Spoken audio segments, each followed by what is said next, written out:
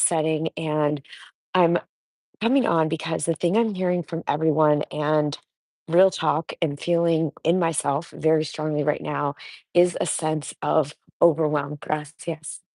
A lot of like distraction energy.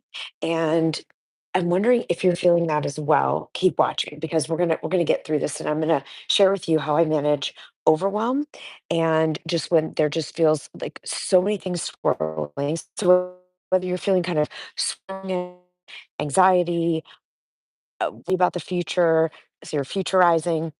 See if any of these any of these have come up for you because this is what I've been hearing from all of our clients in Thought Leader Academy. This is what I have been feeling. I'm on a kind of workcation. I'm having sort of half family time with my son for his spring break and my husband, and then I am because we have a lot of big projects going on, doing part of the week working or part of each day working. And the reason I'm sharing the overwhelm piece is because I've got a lot of messages this week from people saying that they're feeling distracted because there's things in the world going on that feel big and scary. There's just a lot of energy swirling around, and there's a lot of change and uncertainty. Okay, so that's what I think we probably all agree, that in some way we're feeling uncertainty and change. And so what I want to talk about is the question. There's one question that calms me down when I'm feeling overwhelmed, when I'm futurizing, when I'm anxious, when I feel fear.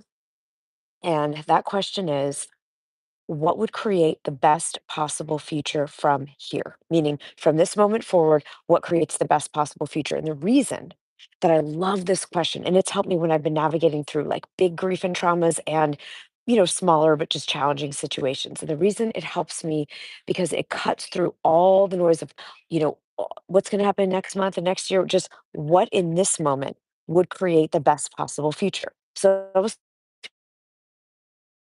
like a little game. And we just say, okay, in this moment, what creates the best possible future from here? Well, I might say to do 5 minutes of deep breathing because then I'm going to get more centered. I'm going to get in my body and I'm going to get clear information coming through to me. What's going to create the best possible future from here? Maybe there's one task, even though your to do list is like I call it the poltergeist highway. If you've ever seen that old Steven Spielberg movie where the hallway just keeps getting longer and longer. So if your to do list feels like the poltergeist hallway, then this question will help. If you like it's going to cut through all the noise, or I want you to try it and tell me if it does, because it does for me. You take a deep breath and just say, what would create the best possible future from here? Is there something kind you can do for yourself? Do you need to eat? You haven't been, you've been going, going, going all day. Or is it to make a choice to starve the fear, to abstain from fear? Like it's like a food you don't eat anymore. It's a drug you don't take.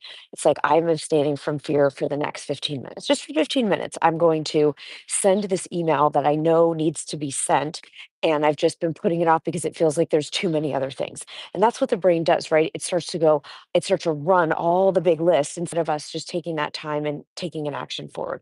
So I've used this over and over and over the past few years. I wanted to share it tonight because many of you in our community have reached out saying it's feeling hard to work on your book today. It's feeling hard to focus on putting together your next offer, your invitation to the people you're serving to make the video, and you just kind of don't feel like it. We get into this sort of contracted, like protective. It's a protective state. We can be nice to ourselves and say, "Hey, I'm going to be kind to myself here."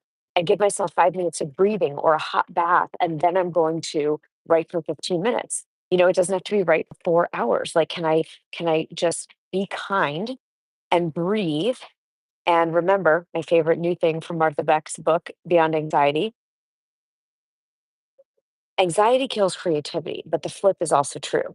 So you making something, doing something, whether that's taking a walk, gardening, singing a song, moving your body, sending an email, any action basically of creation, which action is going to actually shut down the anxiety and it's going to open up new possibilities. So I hope that that's useful today. I just knew that this is the question I needed to use today, even though I'm in this beautiful place and I'm judging myself. It's like, oh, did you see? I mean, I've walked you through. Look at this gorgeous, gorgeous space in Mexico. Like, who's feeling anxious here, right? But there are a lot of projects, and I have the new book I'm working on, and There's people in my life that are having really serious things. We just lost a good friend of my husband's, and it's been very much on our hearts and minds. And so there's stuff, and you've got stuff, right? This is just the stuff that's going on in the world and in life and in your life right now. So let's breathe together, deep breath in and out. And ask yourself, when you feel the swirl, overwhelm, fear, stress, tension, fear futurizing, say, just what would be the one thing that would create, to the best of my knowledge, the best possible future from here? And just do that one thing. And then you can ask it again and do the next thing, and then again. And then we just stay in that present moment awareness where Eckhart Tolle would say, all solutions are found. I love you. You've got this. All right. I'll see you tomorrow.